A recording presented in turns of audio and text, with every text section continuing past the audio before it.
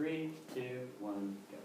Hello everybody, my name is Ethan. Today I'll present to you the diagnostic value of CT and MRI in detecting peripheral vertigo and central vertigo. So first I'll introduce you the definition of vertigo, and we will compare CT and MRI, accuracy on peripheral vertigo and central vertigo. So first off, I would like to share with you my personal story. Last year, while I was helping a patient in Dawson Creek, all of a sudden I just felt very dizzy. I couldn't stand on my feet, and I had my first episode of vertigo. So I went to ER and talked to the doctor that I felt very nauseous and I had this sensation of movement and rotation. The ER doctor gave me some medication, and I felt better afterwards. But 2 weeks later, I had my second episode. So I went back to ER. The doctor told me that I should get a CT, but the radiologist told me that I should get MRI. So I thought I should do a research on this topic and then figure out which one is the better option. So I found that there are 3 types of vertigo. They are peripheral vertigo, central vertigo, and other types of vertigo. The most prevalent type of peripheral vertigo is caused by inner ear problems. So patients usually have nausea, vomiting, sweating, and sudden onset.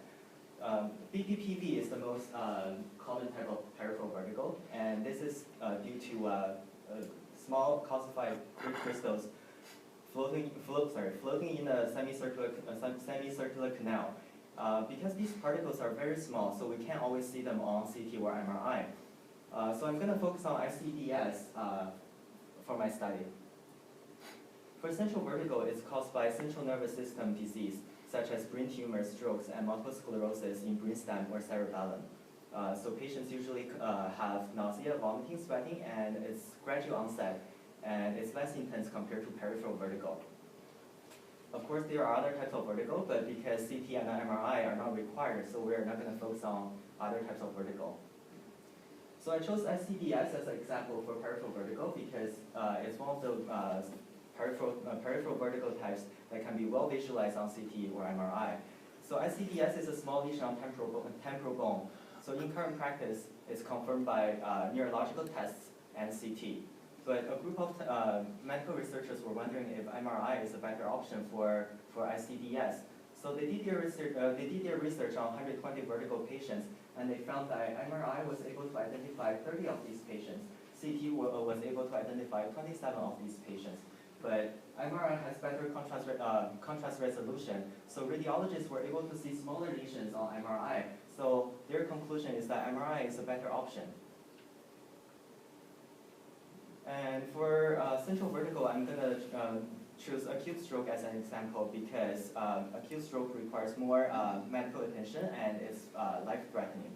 So it's, acute stroke such as ischemia or hemorrhage in the brainstem or cerebellum is going to give patients central vertigo-related symptoms.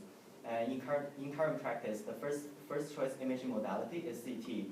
But we all know that CT has many limitations. For example, this patient has a stroke in the right cerebellum, but because CT produces bony artifacts, so we can't see that on patient's CT scan. But it's very obvious on patient's MRI scan.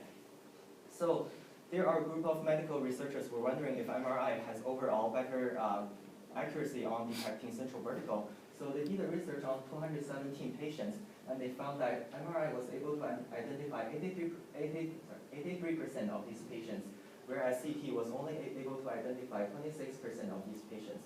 So again, MRI is a better option for acute stroke. So in summary, MRI is better for both central and peripheral vertigo. So we all know that hospitals take financial reasons into consideration when making patients' care plan. And both CT and MRI are quite expensive. So it's not practical for everybody to go through CT or MRI. And we all know that central vertigo is life-threatening, and it's very critical. So a good doctor should be able to recognize the neurologic signs that indicate possible central vertigo and prioritize these patients for MRI.